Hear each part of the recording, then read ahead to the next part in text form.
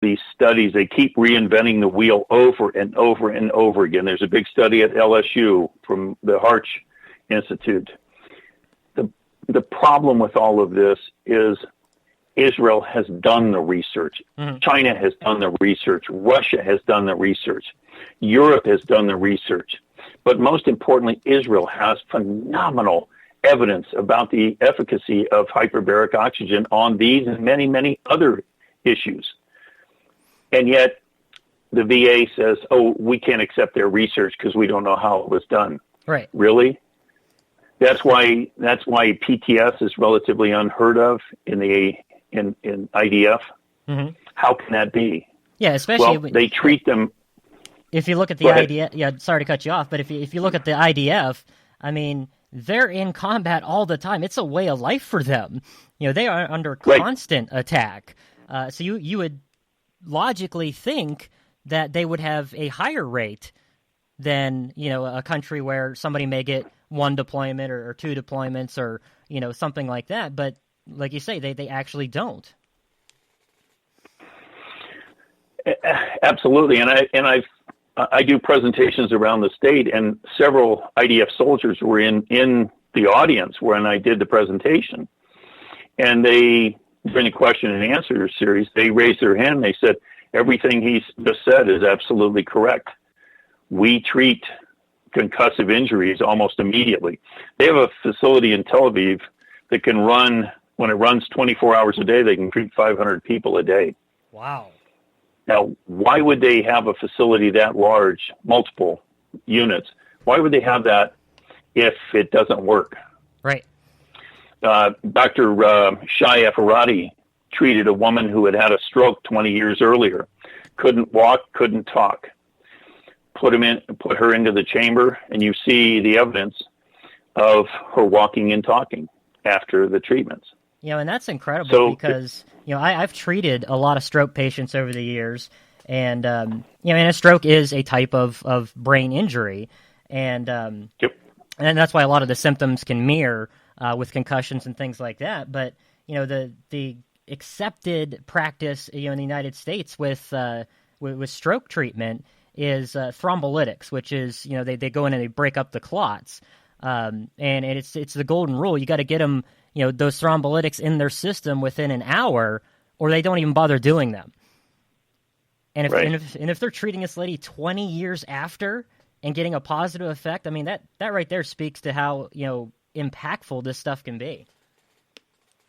Oh, absolutely. And so the whole idea behind the VA going out of their way to try to disprove what is a very effective therapy in other countries, every place but here, then you have to look at why are they doing this? Mm-hmm.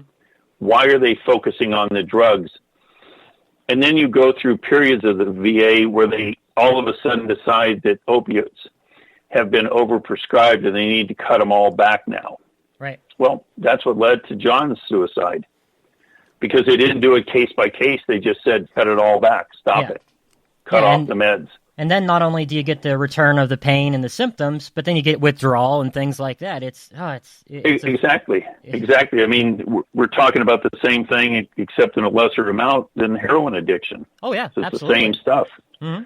And so, and what a lot of people don't know that have TBIs is, and many times PTS is actually a misdiagnosed traumatic brain injury. Yes. One of the key symptoms that can tell you have a TBI versus PTS is chronic headaches. Mm-hmm. Having a traumatic event happen doesn't lead to chronic headaches.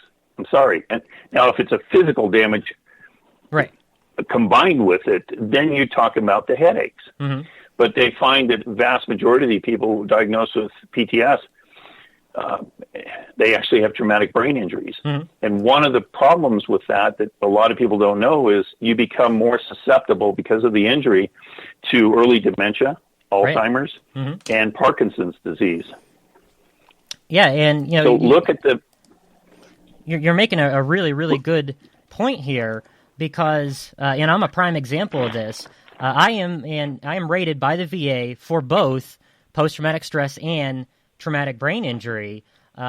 my rating for the post-traumatic stress is higher than my TBI rating. And, the symptoms are so similar, except with the TBI, like you said, I get the chronic headaches, I get the memory issues, the recall issues, that kind of stuff. But it shows you where their focus is. And I think there's a lot of treatment and a lot of things falling in the cracks there. Absolutely. And instead of looking at just imagine the medical costs as we move forward in life. And we have 650,000 vets here in Arizona. It escalates during the winter to about 1 million. But you take a look at all of these vets that have these injuries. And it's not just, the TBIs and PTS, though we're talking about that now. There's so many other things that are going on. Look at the medical costs that are going to occur as this individual at the age of 48 has early dementia. At 42 picks up Parkinson's disease.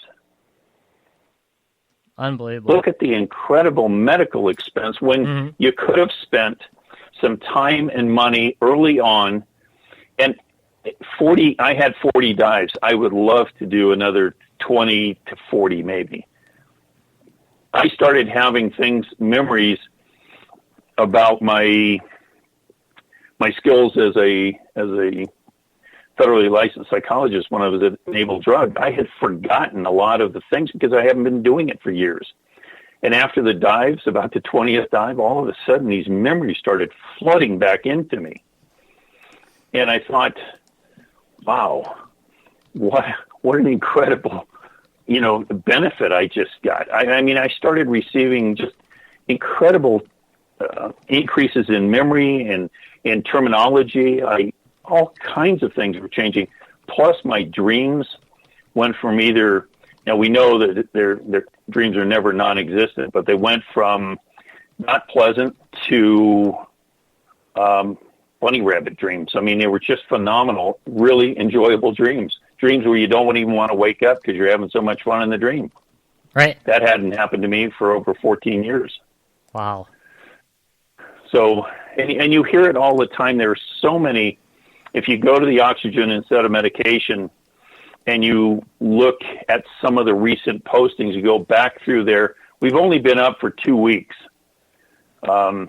We've only been up there for 2 weeks because we were trying to figure out how can we get the word out to more people. Now there's only 200 plus people. We'd like to see that grow into the thousands because that page is apolitical. We're focusing on what hyperbaric can do. We'll start bringing in some other integrative medicine therapies. But first you need to heal the brain. Heal the brain, get it going, get it functioning, then deal with all these other things. The head of Horse Rhythm Foundation, Shaika Riley, you'll see her in the videos on my webpage. She has come back to me a number of times. She's an Air Force PA, physician's assistant. She still has her active license in Arizona. And she said the more and more I've read about it, she's been trying to get into hyperbaric herself because of her own issues. And she said, I'm thoroughly convinced if we can get these vets into hyperbaric first and then get them into equine therapy, we can truly exit incredibly positive members of society. And a lot of veterans. Go ahead. Yeah, I just said I completely agree with that. It's a common sense, step-by-step approach. And not only are you treating the symptoms, but you're also treating the cause. And that is what sets this apart to me.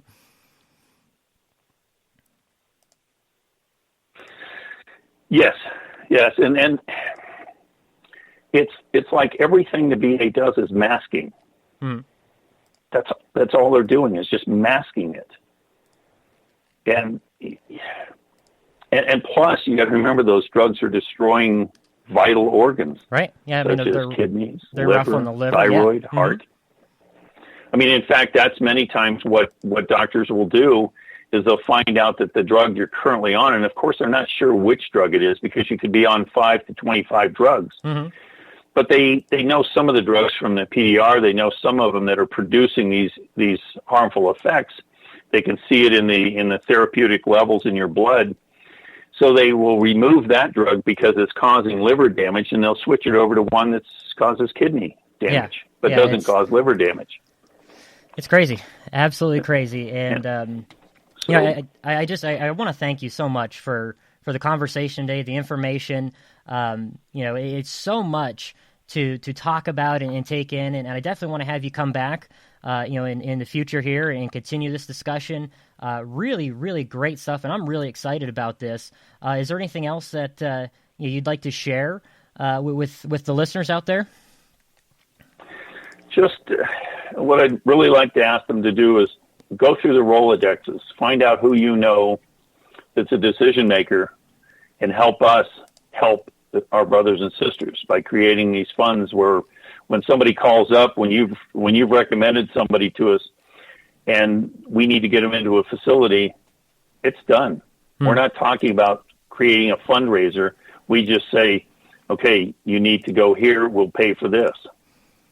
Right. And, that is, that's absolutely critical. And that's proper prior planning, One question that did come up in the thread here that I missed, what do folks do, if there's not a facility in their area, not even in their state? I mean, these, you're right, the proper equipment and, proper training, everything, these aren't scattered all over the place. They're kind of few and far between, right?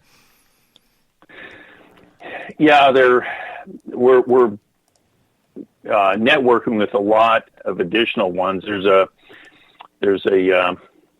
list of Patriot clinics and some of the Treat Now clinics. But the key to it, one of the things that Team Veteran is also looking at doing is creating those clinics, because the clinics will be primarily for treating veterans. However, there are all kinds of additional treatments that can create sustainable funding for the facility. We just need to have them. Their main primary focus will be treating veterans with TBI and PTS and other issues. When they're not in the chamber, then other people will go in that are items that are covered by insurance.